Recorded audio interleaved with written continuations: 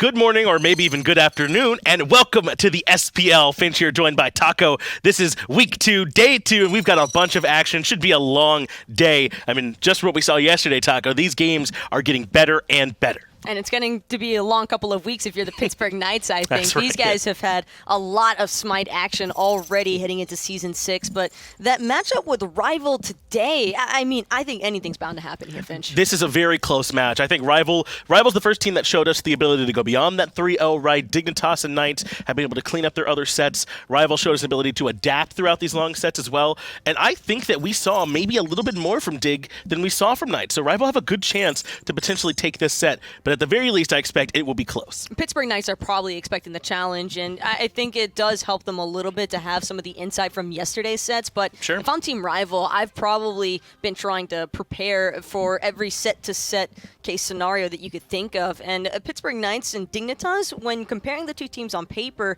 there's a lot of flavor picks that I think both sides can provide between the junglers and mids, and I think just in general, both of those teams have very versatile god pools, but overall, I think I would probably still bet that Rival can probably anticipate a lot of the similar picks from Dignitas set to be coming over into the Pittsburgh Knights set. I think so. You're right that the Knights just got to watch Rival play yesterday, but Rival's gotten to see 2 sets from the Knights already, so I think that there's equal information out there for both these squads, and that there were some vulnerabilities. This Knights team is very, very good, don't get me wrong. They have a lot of talent, but I don't think that they're unbeatable at this point. If there's a time to take them down here, it's this kind of early point. I mean, it is difficult when adapting does things like get quadra kills, in the first game of the SPL. But there's some pathways there. There were times when Deathwalker looked vulnerable. Adapting has been almost too patient at times with the way that he'll stay outside of team fights, at least from what I've seen, and he'll let his team fight 4v5 for a long time and then come on the backside to clean them up. I think there's some areas where this Rival team can get in there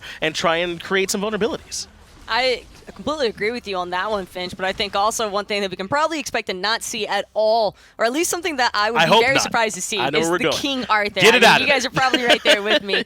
King Arthur has just been running that solo lane non-stop lately, and I think even though there are methods to trying to deal with that god, they're still just so problematic in general when it comes to those late-game team fights that Arthur is just so overwhelming in that I'm expecting him to be hard banned throughout this set. Yeah, he's 100% pick ban rate at this point, picked or banned in every single game. The 7 times he's been let through, he's won 5 of those games, so very strong. And in the games he didn't win, he does things like 80k damage on Fineokay or whatever it is that he did, some absurd number. So I think that whether or not even the team gets the win, his impact is undeniable, even with things out there like the Camazotz, right? So we should not see it, Taco. But getting back on track, I mean, there's more than just King Arthur that both of these teams have to provide. We've already seen, I think, a slight tendency from Pittsburgh Knights to look for very heavy auto attack based compositions. Yes, and that so is true. I am wondering if they're planning on making any adjustments up against Rival, because I think that Rival would probably be able to clash with that head on. I think so too. When I spoke with the Knights a little bit before this set,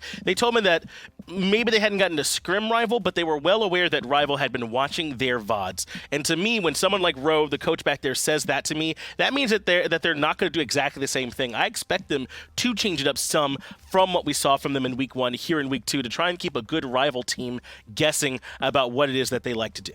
But with 5 superstars on your team, I mean, this might be the first time that we see Pittsburgh Knights really feel challenged in a set. I know that Rival made Dignitas go the whole 5 matches, and I don't even think Dignitas were expecting that. I mean, Trickstank even admitted to it in the post-game interview from yesterday. You know, we were expecting like a 3-1 at most. We were not anticipating this 2-2 going into a Game 5 fiasco that they wound up with. It was a very long set, and I don't think anyone could have predicted it being that difficult, because it wasn't just 5 games, right? They were all like 40-plus minute games, except for that one stomp, I think, in Game 3 in Rival's favor. So it was a grueling set, and now the Knights might be in for that same thing. Remember, they did beat Space Station pretty cleanly. I don't think that one was very close, but the SK set was back and forth. They needed that quadra from adapting to close a game out. They went long, so they're not entirely unfamiliar with these contested matches. It can definitely be something that I think when you look at the Pittsburgh Knights as well, there are 5 players that have had situations in the past with like previous teams that they were on, where they've had to go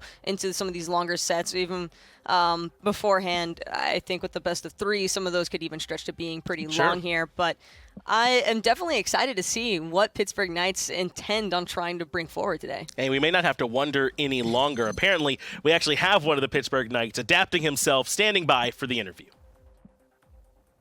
I'm here with Pittsburgh Knights adapting, the jungler here. I gotta ask you, from your last previous set against SK Gaming, what have you learned from that set?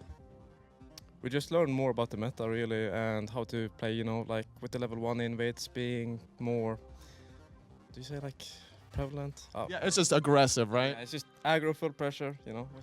It seems like you guys definitely were prepared for that kind of aggressive start. There were so many different starts that we've seen so far. Out of all of the starts, what's the most interesting one for you? The one where I get all the farm. Never a bad answer for adapting here. So the last set from Rival, is there anything that you've noticed or that you're worried about coming out of them?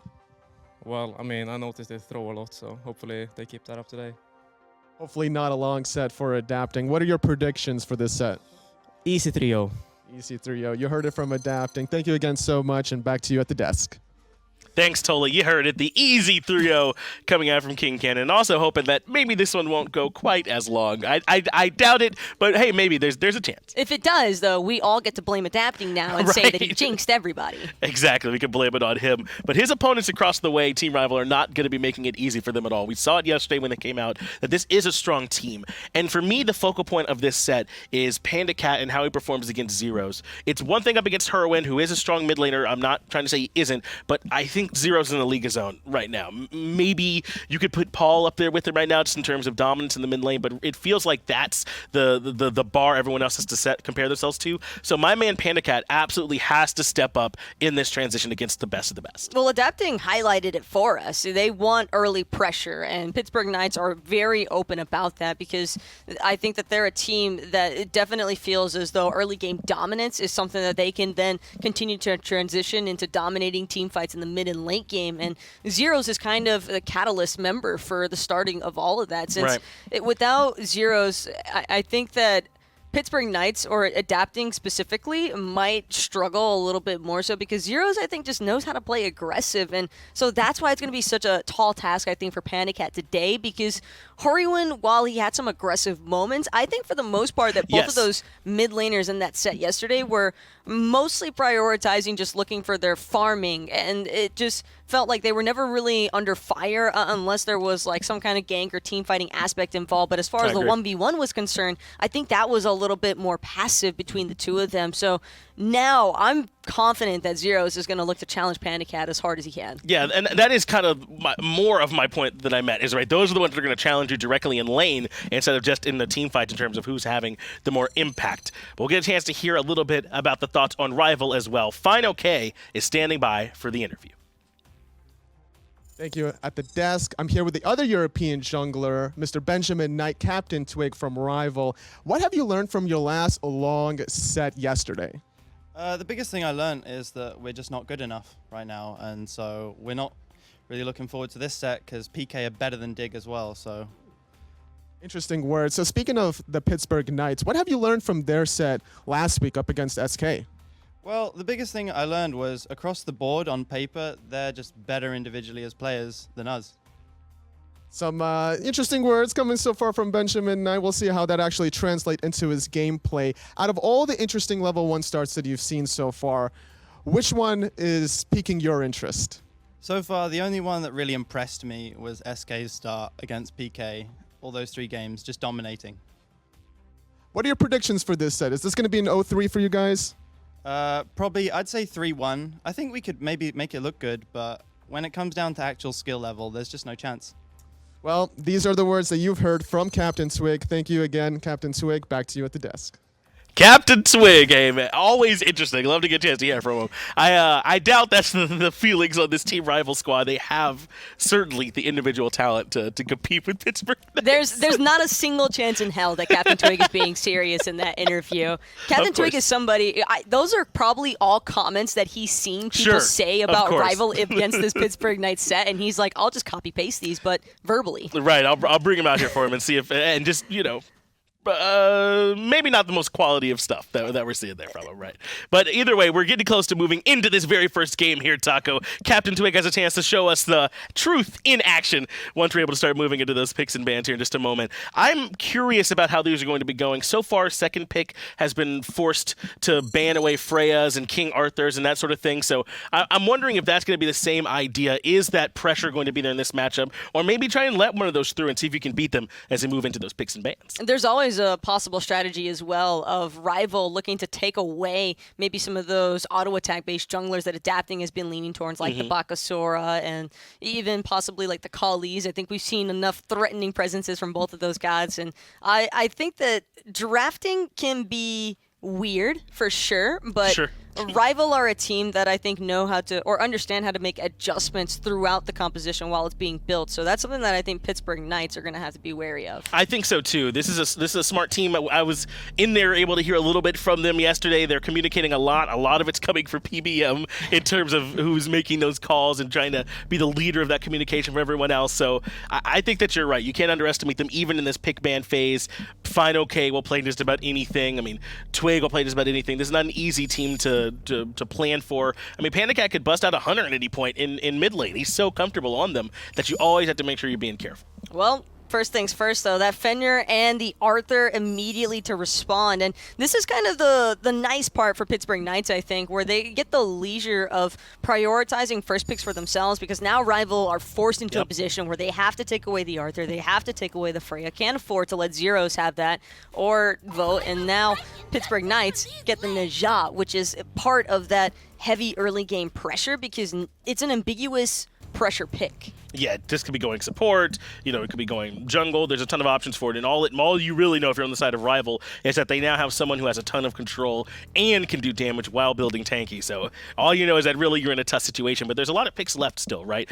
Bacchus is still out there and is one that comes to mind. We haven't seen as much Hera lately. I wonder if maybe Terra will come through. She's done very well in the matches that she's in, and she's quite good at that early game invade that we see a lot of too. So there's a lot of strong picks still left. I think the only reason why Rival would maybe want to stray away from the Hera, because I know that PandaCat knows how to play her, but up against the Najah, those ring bounce, you don't want to have to worry about that toggling between the Hera and the Argus. And I think also Hera can kind of struggle in the early game presence, but Outwash is somebody who certainly knows how to just AFK clear the lane. I think that Rival are also going to get some great space denial, which is super important when you're playing against a composition that's already leaning towards trying to build around this Najah. Pwash been selected, 66% win rate for him so far. We've seen him in 6 games. He's done quite well for himself. He's been picked or banned, I think, in just about every game, too. So, like you said, no big surprise that he's here. Xbalanque has also been extremely popular so far. His ultimate is just too strong. It really does make team fights almost impossible. He doesn't even have to be there for him, Taco. If you're ganking Fineokay and solo, then Arkyll can just drop the ultimate and he can provide some support. We saw a lot of contention over this Xbalanque pick yesterday as well between Rival and Dignitas, and with the Outwaj being solidified here, I can't help but think that maybe Rival are onto something, because Pittsburgh Knights have already alluded to the fact that they scrim rather often with Dignitas, and so if Rival are able to take some of those drafts from yesterday and then try to use them against Pittsburgh Knights, that could pose a series of its own issues, because Pittsburgh Knights might be a little bit more prepared for those. So I think I just want to see Rival kind of playing to their own strengths, and a Bacchus lock in here, while it might be nice, Mike's been leaning towards Fafnir for so long. He had a really hot Fafnir game yesterday, I believe in game 3, but then he had a really cold one as well. Yes. So as long as he's able to be consistent with those hammer tosses, I think that this could definitely bode well for Rival. You saw, I think they were able to do that early Fire Giant around the 15 or 16 minute mark because they happened to all win a team fight right next to it. He was already in Draconic Corruption, so he just dropped down that big AoE chorus and was able to burn the objective quite quickly. So Fafnir certainly can be strong when it works. On the other side, though, the Knights have locked in Bellona, and even though we're not that far into the season, if history tells us anything, then they've already won. Bellona's been picked 4 times, and she's won all 4 of those games. So maybe the Knights have already, maybe it's done already. Hey, Back it up, Taco. It's in the numbers, man. Right, You there can't you go. deny those.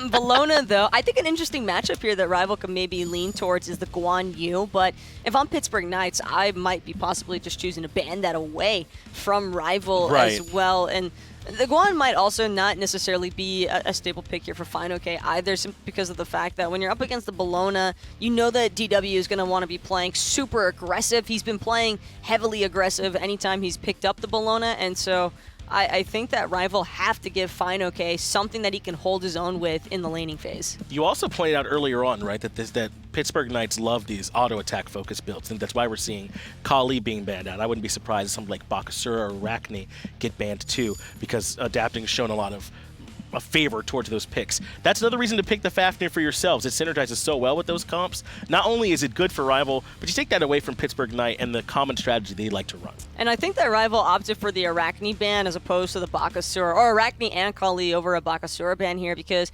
Alposh and Fafnir are both excellent gods for handling a Bakasura. And Alposh, disarm, while he yeah. might not seem like it, when he empties the crypts, and then the rest of Rival is just probably going to look to collapse as soon as that Bakasura pops up, I think that Rival maybe would even want Adapting to go for the Bakasura here, and Adapting's probably got to be feeling that this might not necessarily be the best case scenario to go for it. There's still some possibilities, though, of an AO making his way into Pittsburgh Knights composition. It certainly could still be picked and would be strong for the Knights, as it looks like Rival are still waiting on their picks for Twig, and then their pick likely over in the solo lane, though I suppose this Fafnir could go over to Fineokay, though we just don't see it over there very often. So I imagine we're still waiting on a solo and a jungler to come out. There's the man himself, looking fine, looking okay on the screen. He's played well so far. I heard a lot of positive things about him from Rival. They have high hopes for this guy. Fineokay has definitely been making moves, and I think yesterday's set against Dignitas was a really strong challenge for him going up against Variety, but that's also a really strong warm-up set in a sense, because your first SPL debut and you're getting to play against Variety of all people, and Variety is not somebody who's easy to go up against in that solo lane by any means. We saw yesterday how controlling he could be in a lot of his matches. At least he has an easier match here against Deathwalker. Yeah, now, it's right? so much easier now. It's clearly just getting better for Fineokay. Oh yeah, as we yeah, speak. all looking up for my man against the 1 and 2 solo laners in the world, right? So a horrible, horrible first week for him, but they're trying to make the best of it. They knew they had a tough matchup coming in their first week of play as Robin locks in. I'm not convinced that this is a Robin for the solo lane, though. I think it's probably for Twig. This could very well be for CaptainTwig here, and if it is, one thing I like about having the Robin is that it kind of prevents the all-in potential onto the Alpwash even further. I think that Robin having that Mystic Rush can just threaten a zoning presence that's going to prevent Pittsburgh Knights from looking to punish this immobile mage as often. I think that's exactly what it is, right? Raijin goes up onto those taiko drums, and he can be so controlling from that, but Robin doesn't care about that. He'll jump right over. He even has the overhead kick once he lands. He has a ton of tools to try and get in the face of this Raijin and not let him free cast damage from the backside. But now this Raijin has a buddy in the jungle in terms of Susano, who brings plenty of control in his own right. In a sense, but Susano early game clear can be a little bit rough, so if Rival are able to run this Robin Alpwash, they might get a slight advantage early on if they're able to pressure into Zyrhoes and adapting on the Raijin Susano combo. They do need to be mindful, though, because I think that it's no telling when this Nejao or Bologna might begin to start looking for those early to mid-game rotations, and those can definitely be very threatening, I think, to the survivability of Rival's team. They do have some gods that can fight well at level 1 with a Najah, right? With Bologna, who's one of the best at that. So if they are looking to have those solos and junglers kind of lurking around, that could be scary. But like I was saying, the Terra locked in for Rival, she's not so bad either. Can't go wrong with Terra. I think that, thick thighs save lives. They certainly can. We'll see if they're able to save the lives of Rival here in this game. Pittsburgh Knights up against Rival, ready to move into the action. Let's get it on over there to the casters. Thanks a lot, John. Thanks a lot, Taco, Tom, and Aggro on the broadcast for you right now. And really the biggest key here that I'm going to keep bringing up is Najah. I think actually getting to play this character is a really big deal. He's been almost 100% banned for the most part in our 2 weeks of competitive play. I still think Najah is a great character in the support role. I mean, it still doesn't do quite as much damage as he used to, but that Windfire Wheels is just so good at taking people out of combat and letting your team set up for the kill. Well, just to let you guys know, we're still on the pre-patch, the patch from last week. But even still, I'm with you, Aggro. Even after a change, I think he's still relevant. So this is a really big deal for PK to be able to pick up and look for those aggressive plays over here in the dual lane. If that's even where Najah starts. Now, would they start where you just kind of walk around and harass the enemy in the enemy jungle? Najah could be really good or really bad. He can be really good in the sense that he's great at the fight. He will really do a lot of damage to the buff. He'll strip your protections. He'll slow you. He'll speed himself up. But I think a lot of the reason why these starts works is that you have those natural tanky guardian base stats, and Najah just won't have those. Najah is able to, with that movement speed, though, kind of wiggle in and out of what's going on here. Right now it's a 2 versus 3, so it might be a very different story here. EmilZy already down to half HP. He turned to fine, and things look around. And Pittsburgh Knights looking for the first speed buff invade of the game. We see Team Rival trying to do the same, but Zyrhoes and Adapting are here to prevent PBM from doing just that. Adapting picks up the buff, and Mike walks away empty-handed. Up top, Pittsburgh Knights unfettered, picking up another speed buff. So 2 yellows for the yellow team. Mike's in a bit of trouble here, but he should be okay unless EmilZy comes down and pinches him, but misses the ring toss. Still, Mike dead to rights, doesn't have the leap available, and Adapting will end up getting that first blood.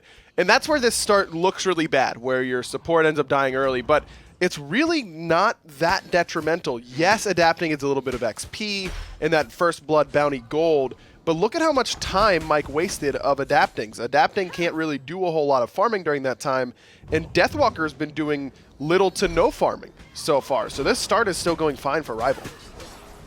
Red buff going to be taken by PBM.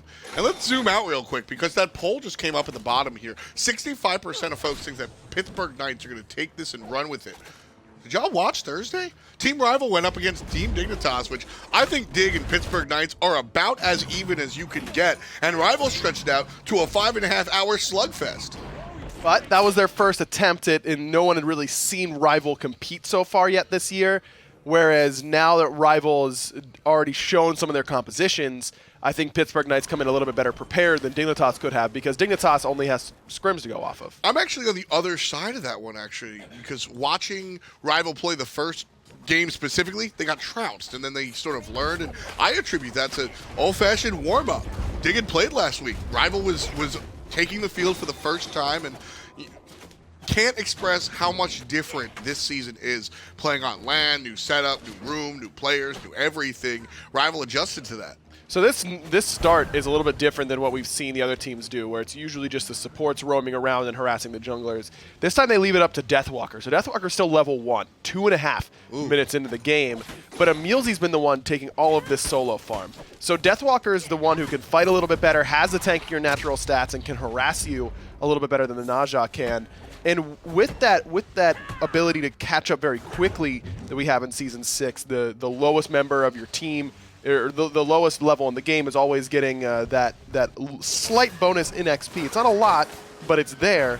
It's allowing Deathwalker to rotate around, and eventually he'll be able to just sit in solo and soak waves and catch up fairly quickly.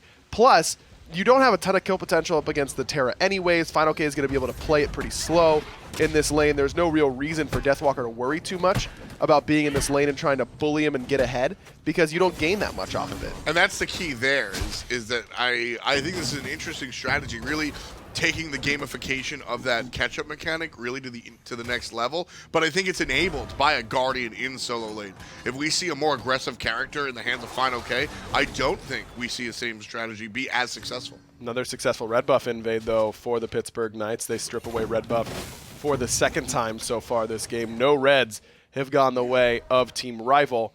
But this is a start that is going to be a little bit odd for both teams, because both teams are kind of adjusting on the fly to what they're seeing. It's just a matter of who can get the right adjustment working at the right time. There's the ring bounce up in the blue buff. Team Rival gonna walk away. Terra did confirm it. Nice job there from Fineokay. Very early on, Knights already have a 1,000 gold lead. Now, of course, bolstered by the first blood bounty, but I mean, this is a big deal to be up 1,000 at it was 2.5, 3 minutes at that point, and they're still keeping it going forward. It's the first blood and the 2 red buff invades that are the difference makers so far for the Pittsburgh Knights. But the big difference so far here with some of those other starts as well is that no Guardian has gone back to the dual lane at all. It has been a pure farm fest between the 2 hunters. And I think both teams are probably pretty content with that. When you have Arkyll or Vote on your side, you're feeling pretty positive about letting them get all the solo farm. And I like Arkyll's decision to go for the Devourer's Gauntlets early on. If he feels like he's going to get under no pressure in lane, he only has to worry about Vote, then getting your stacks online early is going to really benefit you. Whereas Vote goes for the slightly more aggressive and defensive option, just the mobility option, in the Ninja Tab eye. But I also wonder if Vote's going to go with the Bloodforge that he went all week 1. Seems to really be a fan of just not worrying about the stacks. Does take a while to stack up those Devourer's Gauntlets. And so that might be why Vote is holding off on going for his lifesteal item. Now it's interesting, you kind of gave us a little foreshadowing to week number 3 of the SPL with the mention of the Naja change in the patch. Something else that we're going to see in that patch is one of the bigger changes to the game is that dual lane experience. So I think this strategy, one, really hectic, kind of hard to follow if you're not as inundated with the game. Hopefully we're helping you along with that. But I also expect this to just be temporary. I think next week we see drastically different strategies of teams. I agree. I think that the ability to hit level 2 without worrying about a purple buff or minis off of purple buff for that matter will change the way that teams play around dual lane quite a bit. Adapting, just scurrying out of there. CaptainTwig a little short on the ultimate, and so no full commit. PolarBearMike still level 4, and Naja level 5. I like this moment to really take it to really look for a play with EmilZy having a slight advantage, but there is no grouping on the map. That's not a misplay by any stretch of the imagination, but I think that's kind of what you're going to get here. And EmilZy, stop me in my tracks. CaptainTwig taken to the sky, brought down to half. The support has no follow-up. Zyrhoes pushed back thanks to Arkyll. Great play from the Hunter on the left side. And PandaCat. PandaCat, as soon as CaptainTwig gets hit by that Naja ultimate, stepped up and put damage onto Zyrhoes, or at least a threat of damage, to make sure there wasn't going to be any follow-up onto that ultimate. Really smart heads-up play by Panda. That's something that Opwash does really well. Obviously, Empty the Crypts, I think, is the thesis statement of the area denial brought to you by the Undead guy. But when you just put out a bunch of corpses, you go, do it. Walk over there, and I'll delete your HP bar. Really, really nice stuff there coming out from PandaCat, who, again, we're going to mention it a lot. He's new to this role. You're the resident mid lane expert. You know PandaCat. How you feeling so far? I think he played pretty well yesterday in the games where he had a lot of space and PolarBearMike and Fineokay were creating a lot for him. He was doing all the things you need to be doing. I think that we still see some moments of hesitation that I don't think he'll have a couple months from now. Some moments where he's a little bit overly aggressive at times, but that's just PandaCat. Experience. That's PandaCat number 1, but it's also just experience with your lane. I think that he did very well yesterday, and I'm excited to see what he can bring to that lane moving forward. I like watching him kind of feel out his god pool. That one goes to Fineokay, it looks like, as we split the Totem of Coups 1 and 1. And Deathwalker was able to get it before. This is... oh, it's a 4, my mistake. That is a 4. You're even wearing your glasses today. I know. Surprising. The thing that's jumped off the page to me about PandaCat is that, unless I'm missing a pick, he's played 6 games in mid, and he's played 6 different gods. Which is what I was talking about, him feeling out his god pool and his gameplay. They played Giannis game number 1, and man, I haven't seen PandaCat that... I'm going to use the word uncomfortable. Maybe he was comfy, but he didn't look like it. The playstyle didn't fit him. He's not a utility guy. He didn't build any cooldown reduction to help out the portals. He's just looking at one-tap somebody with the double shotgun. I like to see, I think Opwash might be his style, but I liked the Isis. He was up front, just pushing people down, using wing guts to be aggressive. He's an aggressive player. He always has been. Blink Artemis, remember? I think we're going to see him feel out his play style in this mid lane for the next couple of games for sure. I think his Poseidon was also pretty good. I liked where he was with that Poseidon as well. The Giannis just looked like a pick that he's been playing. You know, he plays a lot, but maybe not at the highest level of competition, and feels like, oh, you know, I'll just do all the things I get to do in my ranked games or whatever it is, and that's just not usually how that ends up working.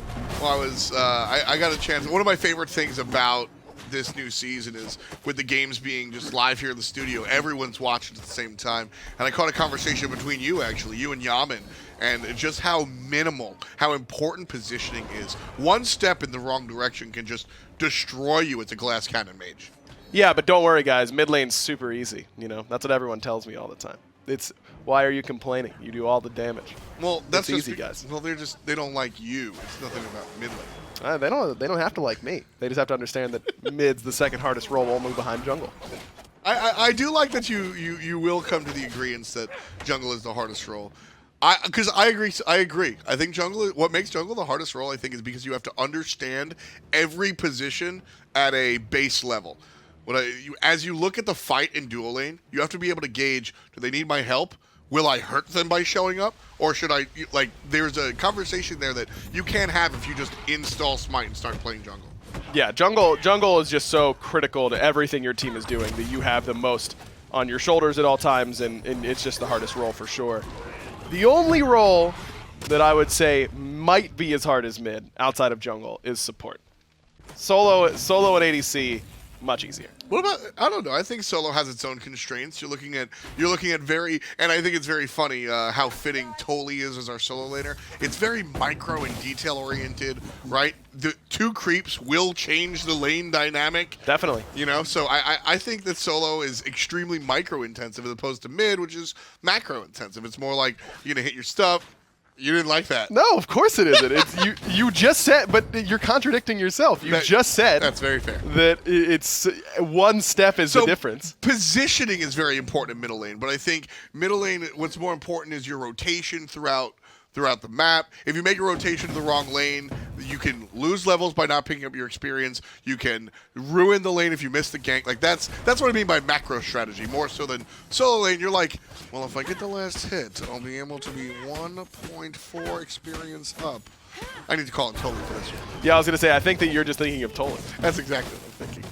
Gold Fury is what Pittsburgh Knights are thinking. PolarBearMike's here, a little bit too late. Taunted into some damage, but ain't no thing. And EmilZy walking away.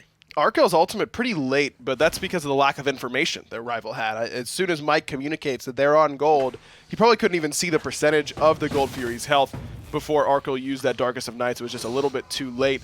Good ward coverage overall by Team Rival, but none inside that Gold Fury pit itself. And so that's where things got a little bit dicey. They weren't able to see exactly the percentage of that HP and therefore couldn't get in there to contest it in the first place.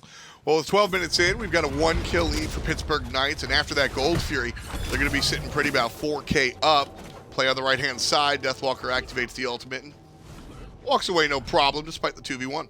Trying to bait out that Eagles rally by Deathwalker. If he does, then I think CaptainTwig has a great opportunity to come in there and get a kill. Mystic Rush will close the gap, and then he just gets to hit him with the CC, and that should be a kill in the solo lane, but good patience by Deathwalker, which is no surprise. He's playing one of his most comfortable characters in the Bologna. I'm upset that Mystic Rush, I wanted to see CaptainTwig be a little bit more aggressive there. PolarBearMike doing what I asked and jumping over the wall, but his team didn't get the memo. So Zyrhoes instead just going to look for the vision control there. 4K still in the lead for Deathwalker and the Pittsburgh Knights. Are we expecting this lead to continue, or is Rival going to answer back at some point? I think Rival's got a really good opportunity to take team fights. I mean, you look at their ultimates across the board. It's Empty the Crypts, great team fight ultimate. It's Terra's Blessing, great team fight ultimate. And of course, that Draconic Corruption from PolarBearMike is a big deal. Darkest of Nights, a big deal. These are things that make it really hard to team fight 5v5 up against Rival. But I really like Pittsburgh Knights' composition at the same time. They've got good AoE across the board. Raijin, one of the best AoE mages right now, and then Adapting's Typhoon is going to be really difficult to lock down in the jungle. So if I'm Pittsburgh Knights, I'm trying to take these fights not in lane, but in the jungle where it's a little bit easier to stay just out of range of something like a Terra's Blessing. And so when? 14, we're 13 and a half, 14. I want to see these plays made now, specifically because Adapting is in this awkward period of time where he's trying to finish off this Transcendence, right? You could really take advantage of this. Void Shield finished for the Mystic for CaptainTwig here. You've got the 2 items online for the Opwash. I want to see PandaCat and CaptainTwig look to punish this Adapting. I think it's going to be a little bit longer, probably another 10 minutes or so before it's time for Rival to start fighting. Naja's going to take Fineokay to the sky. Pyromancer does go the way of Pittsburgh Knights. And Team Rival shying away a little bit from what's available here. Nothing too exciting going on there. And just a walk away from the objective. And that's why Knights are really comfortable in forcing these objectives right now. Rival isn't in a position yet, despite the fact that you're right, adapting is going to be hitting an even higher power curve in just a little bit. Susano, if you get to level 12 with Susano, you're good. Susano's early game is bare bones. It is really, really weak. His pre-5, he has a decent amount of CC, but not a lot of damage. Really needs help in order to put out those damage numbers. Even by this point, having charged Morningstar in a Crusher, adapting is already one of the scariest characters to come out of the jungle because of the mobility, because of the AoE, because of the damage and CC that he can put out all simultaneously. I don't think you want to fight into Susano at this point. You want to let Fineokay get 4 items, 5 items deep. CaptainTwig went for a fairly expensive option with the Void Shield right away, so it's going to be some time before he finishes off what should be a Masamune. There's going to be some time until until Rivals really at their peak efficiency when it comes to the team fight. I'll agree with that. I'll definitely agree with that. I do think it's a little bit rough looking at what adapting could potentially do now this Transcendence is finished. The stacks do have to come online, but because of that mana passive, right away there's a power spike that he has access to. So it's going to be interesting kind of watching what's going on here. Keep an eye on King Kenneth, likely to be a game changer here in our first match. Best of 5 as well. If you're just joining us for the Smite Pro League, we've changed from a series of 3 to a series of 5, and I've been really content with the results of that, Aggro. Definitely. There's so much more room for experimentation and also adjustments in these games that it really goes to show who the better team is at the end of the day. I don't think that there will be games or sets really where a team comes in and just lays an egg, so to speak, and it doesn't do too well. Even in our 3-0s, we've seen competitive back and forths. Definitely, it's going to be you have to earn every single win you're going to get in Season 6. The adaptation is really what does it for me. You know, we're both baseball fans, and they do series as well because you have so many starting pitchers. In order to show off the entirety of the team, you've got to play multiple games. I think there's something very similar to that in a MOBA with 100+ characters. You can't come in and go, well, we're really good at this harass the jungle strategy, so we're going to win twice in a row off of it. Because you do that once, and then maybe you do it twice, but then the other team definitely has adapted to it by game 3. What I think we're going to see a lot of is win-win-loss. I think we're going to see a lot of 2 games go in one direction, then the enemy team winning game 3. I really expect that for Season 6 here. Well, hopefully both of these teams aren't going to go down 0-2. I'm sure that's what they're hoping for, is to not have to worry about that sort of pattern. Taking a look at the net worth charts on the left side, I mean, this is a pretty substantial gold lead for the Knights, about 4,000, 4,500. But if you look at the net worth in particular and look for their direct opposition on the charts, I mean, you look at PandaCat, very, very low on the net worth. He's down 1,500 gold himself. Jing Wei for Vote, he's up almost 1,000 gold. I mean, each role is down by a considerable amount, and so those items are going to start to really stack up. You already see it in almost every lane that the players for the Pittsburgh Knights have a finished tier 3 item, whereas most people on Team Rival have a tier 2 or even a tier 1 in that exact same slot. So Pittsburgh Knights, in my estimation, should be pushing this even more. They shouldn't wait around for this Oni Fury, poke someone out, make them back. Take this fight. This is the one you want. It's already down to half, and the lights are going to get turned off thanks to Arkyll. Vote's here, and Vote's very scary. Not only does he have 1 crit item, but he's got those explosive bolts. Going to confirm onto the Gold Fury. Team Rival now looking for the fighter just to save their support. There's a dash forward. PolarBearMike in trouble. Activates the transformation and transforms into a corpse. Zyrhoes with the kill on that one. Pittsburgh Knights 3 in total as Arkyll gets his team on the board with the kill on the Deathwalker. Fineokay in trouble. In a lot of trouble, but the rest of Pittsburgh Knights are looking at the carries. It's Arkyll underneath that tier 2 Vote. Takes him down. Twig escapes to the south, but Fineokay just limping away himself. An easy 3-for-1 for Pittsburgh Knights, and that's exactly what I'm talking about. That's the fight you need to take. Even if PolarBearMike steals that Gold Fury, which he was very close to stealing away the Oni, by the way, it doesn't matter. You still take the fight afterwards. That's really good identification by the Pittsburgh Knights. Team Rival, should they have shied away?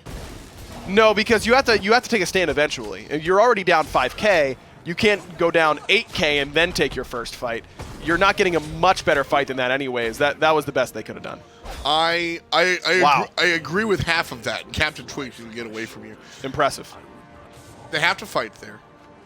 You can't just sit and watch. Down 4K, that Oni Fury is going to be a big deal.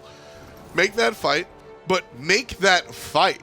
That was PolarBearMike going for a steal and then Rival scrambling to react.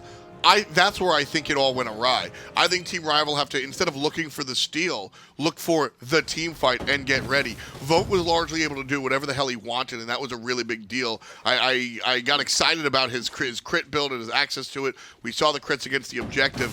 That's what did a lot of work there in that team fight. And so Team Rival, I think, just weren't prepared for the fight that they kind of asked for. Well, when you're down 5K, it's really hard to path the normal ways you want to path in team fights. You can't really loop around the back particularly effectively. You need to let Pittsburgh Knights surge forward a little bit and then take the fight afterwards. And that's what Rival did. It just ended up being the Deathwalker was too much of a menace on top of PandaCat. PandaCat didn't get anything off. Well, Pittsburgh Knights here, they're going to do the same thing they did on the left side. Fineokay finds a stun on top of the Fire Giant nonsense, and Vote could die to a single hit. He'll get out before Fineokay finds it. That was sick. That was a sick stun from Fineokay right on the Fire Giant lava rim to the pit, and he took a ton of damage because of it. Good identification that an ultimate was what he needed at the same time, but the problem is it's Jingwei. She just flies right back. There's really nothing lost for her. But so I loved that idea. Pittsburgh Knights do the same thing. They're like, all right, so you're going to fight us and lose on the Oni Fury. You want to do it on the big guy? Problem was, Team Rival a little bit more prepared. No, I'll test it. Pittsburgh Knights less prepared there. They only had 2 players. They weren't really in position. If the Knights aggress onto that Fire Giant the same way they did onto the Oni Fury across the street, I think we see the same outcome. But I think Pittsburgh Knights got a little too excited there and looked for a 2-man kind of gotcha. Deathwalker should be A-okay here. He's not even going to need to use that ultimate. CaptainTwig, just not a whole lot of items available to start punishing Deathwalker quite yet.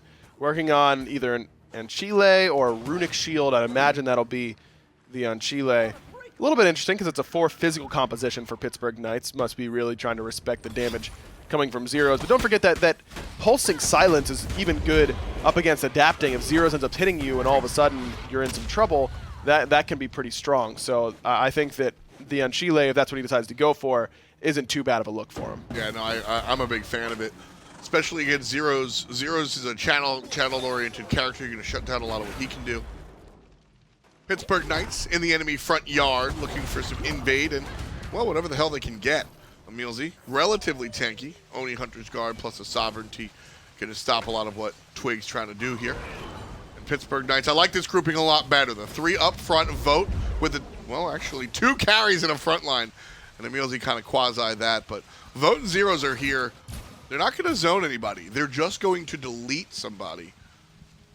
Really showing their cards that they're less looking for the objective and more for the fight. So this next fight, there needs to be more peel for PandaCat because Deathwalker is going to be all over this Opwash every single fight, and this is where the understanding of how to play these backline fights, not as a hunter who can stand and fight their ground against a warrior a lot of the time, even if there might be an eventual losing trade, you get to buy so much time with lifesteal and the damage that you're putting out on these warriors that you can often keep them at bay a little bit longer.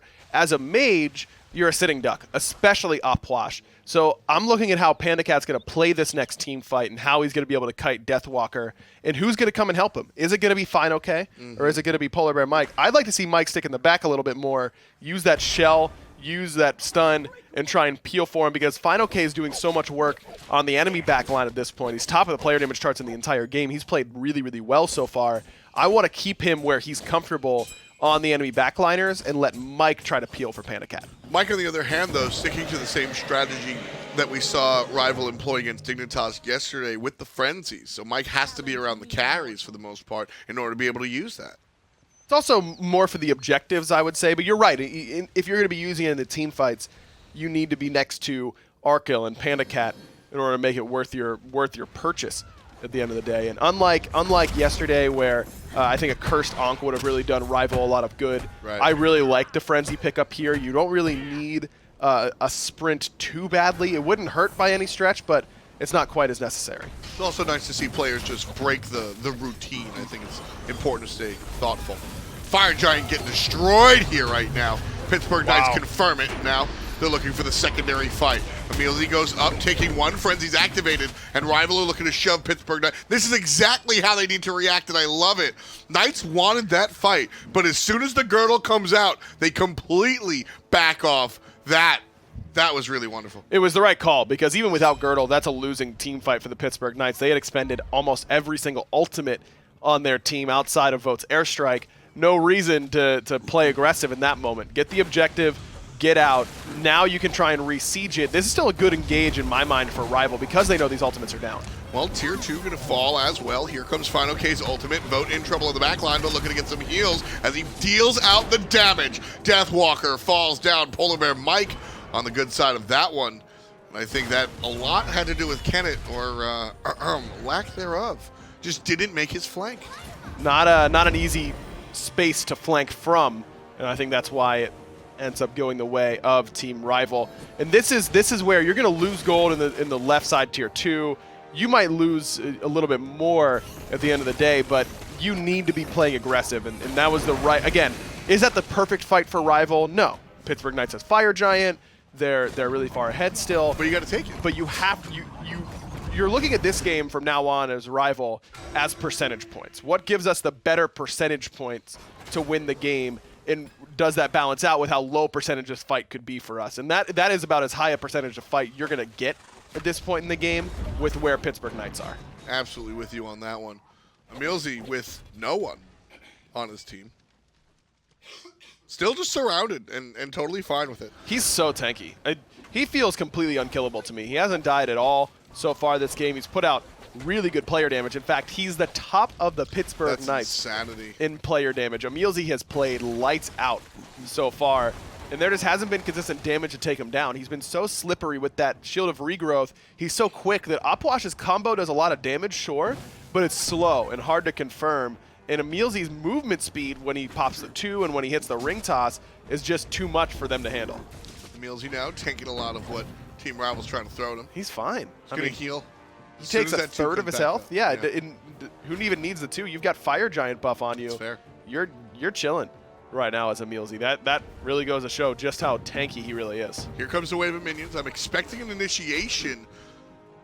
EmilZy a little bit. Nope, here it is. There's the sash. It will miss. Team Rival now pushing out one more time, and Pittsburgh Knights have to wait for another wave. 4 seconds on Fineokay's blink. Once that's back up, he should be looking at Zyrhoes. They should know that his beads are still down. He used them late in that last team fight. He needs to be the target. Adapting the 1 in the 4-1 split push. We see this very often. The assassin will split off to push up in the middle lane, while the rest of the squad deals with this standoff. He'll easily be able to take a Phoenix here with a wave, with the build, especially with the Hydras. Well, there's a Terra ultimate, and that means it's all in from Team Rival. Arkyll going to use the ultimate as well, and there's PolarBearMike jumping forward. Nice control from Zyrhoes, using the fear in the ultimate to push Team Rival away. Understanding the importance of the 3 modes on the Quince coming out from the Raijin ultimate is so important. You need to use it in that situation because, as I said, he's so vulnerable without those purification beads. But now they're back up, and no beads are Aegis used by Vote simultaneously. The biggest relic they went on cooldown is that upgraded Ankh from Deathwalker, which is such a good pickup against Terra. As soon as she uses Terra's Blessing, the entire team naturally wants to surge forward. You're getting damage mitigation. They're taking more damage. I've got a heal that's going to be on me. They're going to take a big chunk. But now when you factor in that, well, we're getting less of a heal, and we're taking more damage all the time because of the upgraded Ankh, this fight doesn't look quite as good. So it doesn't turn your best team fighting ultimate into a liability, but it certainly hamstrings it pretty successfully. And so that's why we saw the immediate disengage by Rival as soon as Cursed Ankh came out, and Zyrhoes was able to get away far enough, and the fact that CaptainTwig had been pulled to the mid lane by adapting. Twig's going to be the one who can punish Zyrhoes the easiest for not having purification beads. Fineokay blinks in, forces the jump. Zyrhoes then needs to ultimate to get CC immunity to play defensively, and then Twig gets to up down him and should be able to kill him pretty easily from there. 28 minutes in, we've got 8 kills. A little bit of a slow-paced game as far as the fights have been concerned, but it's all been objective-focused for Pittsburgh Knights, and that's why they find themselves 15,000 gold above Team Rival. That's an absurd amount. But it's really just been Pittsburgh Knights' attention to the objectives and keeping the larger picture in place. Well, this is the first attempt at the enhanced Fire Giant that either team will take, and so Pittsburgh Knights had a pretty easy time burning it in that last attempt. It won't be quite as easy this time around, and you factor in Mike's upgraded Frenzy this time instead of the base version. It's quite a bit better. Twig gets his ultimate chased out by adapting, who uses one of his own. EmilZy pushing forward as well. And the Fire Giant will tumble. Nice and easy. Zyrhoes didn't even need the ult, but nothing lost, nothing gained. He's got a decent amount of CDR, so should get it back fairly easily. Finally, someone from Pittsburgh Knights has surpassed EmilZy in player damage. And it took EmilZy literally stopping his own damage output with Lono's Mask in order for it to happen. I think a big part of what allows EmilZy to have these numbers, as well as go the Shield of Regrowth, because that is not a very tanky second item, is that start that we saw EmilZy employ. He was level 3 over there in the solo lane, so he got all this extra farm, got him out to a big start. A lot of that is that fake damage that we talk about with respect to the solo lane going back and forth. But make no bones about it, EmilZy has been all real in these team fights. Picking one and flickering him out. Fineokay finds a pretty good route, hits 3. No real follow-up quite yet. Good patience, though, from Fineokay. That is not the spot to use Terra's Blessing. PandaCat needs to be the wall in this team fight. He's starting to creep up into player damage, as you would expect, but he needs to find a really good empty the crypts from this position in order to help defend. This is where Opwash really excels at this sort of siege denial, but it looks like they're not going to deny anything as the right side bird falls down. Empty the crypts comes out, but only EmilZy waiting in it. Not that big of a deal for him, as tanky as he is. Adapting, takes care of the new mid laner, but Arkyll turns around, dealing Deathwalker dirty. There's 2 more, adapting with 1. Both PolarBearMike and Arkyll are down for the count. EmilZy's gonna get out of here, adapting with the hat trick, and that should be game. Fineokay can't do this alone. Man, Rival just... This is the pressure that a team like Pittsburgh Knights exert in a game like this, where Rival doesn't do anything wrong necessarily. They just don't do a whole lot of anything. 1-1 and 3 for CaptainTwig as your jungler. I mean, just didn't get involved in that many fights. No one really did from Rival. And Pittsburgh Knights just take this, take that, take this, and end up with a Game 1 victory where they were in the driver's seat for the majority of it. In action. I got to agree with you. That's really what it seemed like for Team Rival. Opwash works best when he's on his back foot, perhaps, when he's trying to respond to the opposition, but I still need to see some sort of offensive prowess out of it. It just can't be that only defensive idea. And EmilZy's play just puts PandaCat in such a catch-22. In that position, that last Phoenix Siege, he's so far back that even when he uses the ultimate, it doesn't even reach the furthest parts of the Phoenix line. And so Vote and Zyrhoes and everyone else get to just take the Phoenix without taking any damage, but PandaCat still ends up dying because EmilZy's on all over him. That Naja pick was unanswerable by that composition, it felt like, from Rival. So if I'm Rival, I'm getting first pick or I'm banning away the Naja, because clearly they didn't have an answer for it in that game. They need to either switch up their composition heavily or take it away from EmilZy. I love the Terra as well. I think Terra has been very successful in our couple of days that we've seen the Smite Pro League, but you can't go Terra against that solo lane. It's just going to beat you up, I think. Having that mismatch might be an issue. We'll see if Rival fix it in game number 2. For now, back to the desk. A very impressive performance from Pittsburgh Knights in game number 1, and they did it with a stranglehold on the map from me, Taco. That early start from them got them off to a big lead, and they never let up on that pressure, constantly controlling the objectives. I think it was just a risk versus reward situation for Rival by taking the Terra for Fineokay in the solo lane, because they knew that they would be forfeiting a lot of early game pressure, I think. But Deathwalker, he wasn't even in solo lane for the first couple of minutes. I mean, he spent the vast majority of the early game just trying to make as many rotations as possible, and I think that the impact it had on the overall pacing of the match was just something that Rival could not keep up with. They couldn't keep up with it, and I wonder how much of it came down to that first blood. We were talking about it as it happened, where they had the 3v2 on their own speed buff did Rival, and they had PolarBearMike in the 1v2 on the enemy speed buff, on the Knights' speed buff, and he stays there to contest it, ends up getting first blooded instead of coming back towards their own speed. I think that when they gave up both of those and both red buffs on the back end of that. Multiple rotations of them. They were never going to be able to keep up with that kind of farming deficit. They might have needed to try and do something sooner. As adapting, you can see him cleaning up the first one on Mike, exactly what I was talking about. They just let too much go too fast. It was definitely tough for Mike as well, because I understand you want to challenge the enemy team speed buff to try and get that same sort of game delay that's happening to your own jungler. And CaptainTwig, though, right. And as from what I recall, though, EmilZy was already poked out to around that 30 to 40% About HP half threshold. HP by Fine, yeah. So I feel like that should have been the call then from someone on Rival. Mike, come back here. We can just control this. And I think even then, Rival are still giving up a little bit of experience because a 4-man split of a kill and a possible speed buff is generally not the best starting route, but it's certainly got to be a little bit better than losing both speed buffs, losing all your red buffs, and potential purple buff invades, and just letting Deathwalker kind of do whatever the hell he wanted to. Yeah, another fight that comes to my mind, Taco, and I want to know what you thought about it, is that Gold Fury fight that ends up happening, and they kind of just send PolarBearMike in by himself to contest. The Darkest of Night was good. It forced them to reset it, but they dropped it and came back to it so quickly, they were able to burn it again right away and win the fight. I think a lot of this was just mild hesitation from Team Rival's side of things. And I think even yesterday in their set against Dignitas, I feel like it's relevant here to reference because we saw the same sort of mild miscommunication and mild, I think, hesitation that ended up biting them in the butt. And it's the same case story here. I think that when you're faced with that sort of situation, you, again, have to make the call, either commit to the fight when you pop the Darkest Night ultimate or just disengage entirely. And since Rival didn't do either of those things, they just wind up with this really awkward dominoes effect of picks from from Pittsburgh. And I wonder how much of it is because we saw PolarBearMike contest the objective with his dash right at the very end to try and steal it. Then he ends up with no way back out on the end of the engagement. I don't think Rival really wanted to stick around for that fight, but once they realized that Mike was stuck, they had to come back in and fight, and it ends up hurting them. I mean, we saw the same thing on the Fire Giant on the other side of the map. It really felt like Rival kept being forced into bad spots. I think the adjustment I would want to see would probably be keep the Terra. I really like the Terra and the components that she was able to bring into the team fights. I think that it was very necessary damage that did help Rival have responses outside of those objective territories, but I think that throw PBM, the Terra, instead.